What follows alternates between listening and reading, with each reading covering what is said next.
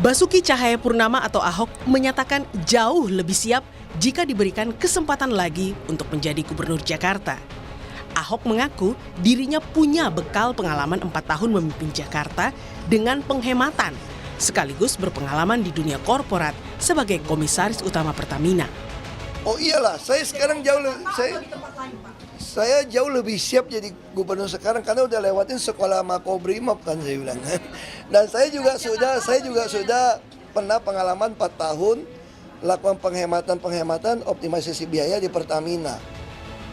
Namun saat disinggung mengenai sinyal kuat PDIP mendukung Anies Baswedan di Pilgub Jakarta, Ahok yakin PDIP akan menerapkan standar partai dalam menunjuk seseorang. Salah satunya harus nasionalis. Saya kira kalau soal Pak Anies itu saya serahkan pada DPP ya. Nah, karena DPP udah punya kriteria siapa yang bisa dicalonkan. Anda nasionalis atau tidak? Anda pernah terlibat menyuarakan pemecah bangsa atau tidak? Saya kira itu ada filternya di PDIP. Anies Baswedan yang sudah mendapat dukungan PKB untuk maju sebagai Jakarta 1 memang belum sepenuhnya mendapat dukungan secara terbuka dari PDIP. Sekjen PDIP Hasto Kristianto akui untuk Pilkada Jakarta situasinya masih sangat dinamis. Katanya Pak Anies mau diangkat tuh gimana Pak? Jadi apa enggak Pak? Ya nanti terkait dengan Pilkada Jakarta masih sangat dinamis. Yang jelas PDI Perjuangan terus membuka ruang kerjasama.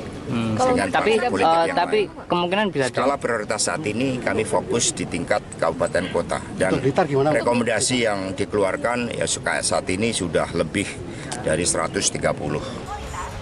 Meski beberapa petinggi PDIP sudah menyatakan ketertarikannya pada Anies untuk diusung di Pilkada Jakarta, Anies tetap membuka ruang komunikasi dengan sejumlah petinggi parpol dari kubu non-perubahan. Anies bahkan mengaku ingin bertemu dengan Presiden terpilih Prabowo Subianto. Pada saat ini sedang mempertimbangkan, menakar, dan kami yang pada saat ini mendapatkan amanat dari PKB tentu akan berkomunikasi, berdiskusi dengan pimpinan-pimpinan partai lain, termasuk nantinya dengan Pak Prabowo. Sikap Anies yang beri sinyal ingin bertemu Prabowo dinilai politisi PDIP sebagai hal biasa karena belum tentu sebuah pertemuan diartikan mendapat dukungan politik. Bertemu itu kan juga bukan berarti meminta dukungan, ya kan? Bertemu itu tidak serta-merta kemudian pasti akan mendapatkan dukungan atau meminta dukungan atau memang dalam rangka terkait dengan di luar hal-hal yang sifatnya hanya sekedar silaturahmi. Saya rasa silaturahmi nggak ada masalah. Tak dipungkiri, nama Anies Baswedan dan Ahok tak bisa dipisahkan dari Jakarta, terutama saat memasuki masa pilkada. Dua sosok inilah yang sejauh ini masih menjadi magnet politik ibu kota. Tim Liputan, Kompas TV.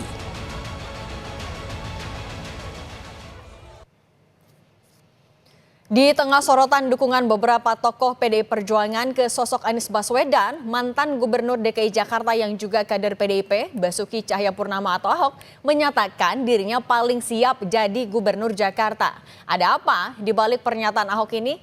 Akankah Ahok dan Anies kembali bertarung head to head di Pilgub Jakarta? Kita bahas bersama dengan politisi PDI Perjuangan Aryo Seno Bagaskoro dan juga ada Direktur Eksekutif Lembaga Survei Indonesia. Selamat sore Mas Seno dan Mas Jayadi.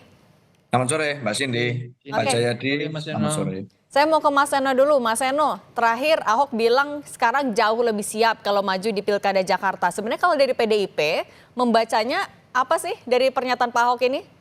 Nah, satu, kalau kita melihat bagaimana hari ini masyarakat lagi rame membahas Euro, kalau pakai diksi sepak bola, pertemuan Pak Ahok dan Pak Anies di Pilgub sebelumnya ini kan semacam El Clasico. Jadi pertandingan yang paling seru, yang dinanti-nanti banyak orang gitu. Dan akhirnya romantisme atas El Clasico dari Pilgub sebelumnya ini hari ini terasa bagaimana kalau itu dibangkitkan kembali ya, persepsi publik pasti mengarah ke sana.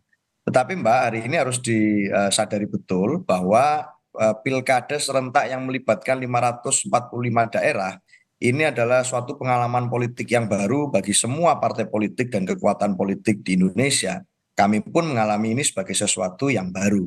Dan hari ini artinya tidak bisa sama dengan pilgub sebelumnya, di mana pada saat terjadi satu pilkada, banyak daerah lain bisa bergotong royong untuk ikut serta membantu dan mempermudah untuk kemudian bicara tentang konsolidasi isu. Hari ini banyak prioritas dan kemudian fokus dari partai politik manapun untuk memikirkan dinamika pilkada di berbagai daerah. Contohnya, sebelumnya nama Pak Ridwan Kamil sempat digeser-geser atau dibahas oleh berbagai pihak akan maju di pilkada DKI. Tapi beberapa waktu terakhir kawan-kawan Golkar memberikan sinyal kayaknya Pak Ridwan Kamil akan tetap di Jawa Barat nih untuk melanjutkan kepemimpinan incumbent-nya. Nah ini kan artinya dinamika ini terus berjalan. Maka kami ingin kemudian melakukan pencermatan yang lebih hati-hati karena kami sadar bahwa Jakarta ini daerah yang sangat strategis. Oleh karena itu masukan dari survei, masukan dari para pakar hari ini menjadi perhatian penting.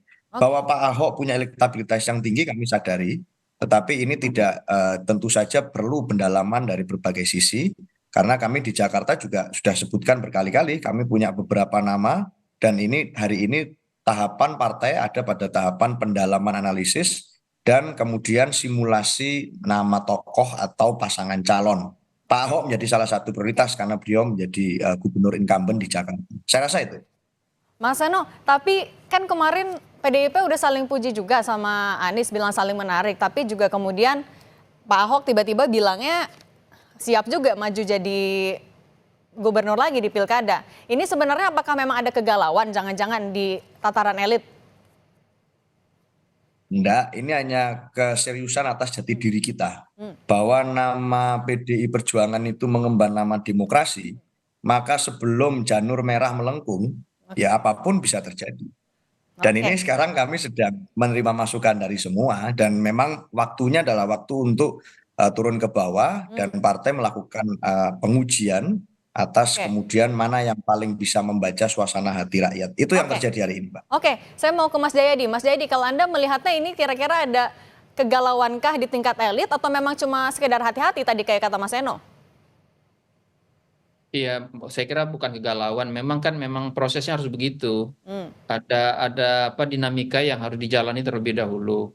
Kan pilkada itu terutama apalagi di Jakarta, DKJ sekarang Jakarta itu kan strategis dan dia memerlukan gabungan, keputusannya itu nanti gabungan antara satu kesiapan kandidatnya, yang kedua adalah hitungan-hitungan elektoral maupun strategis dari partai yang bersangkutan gitu.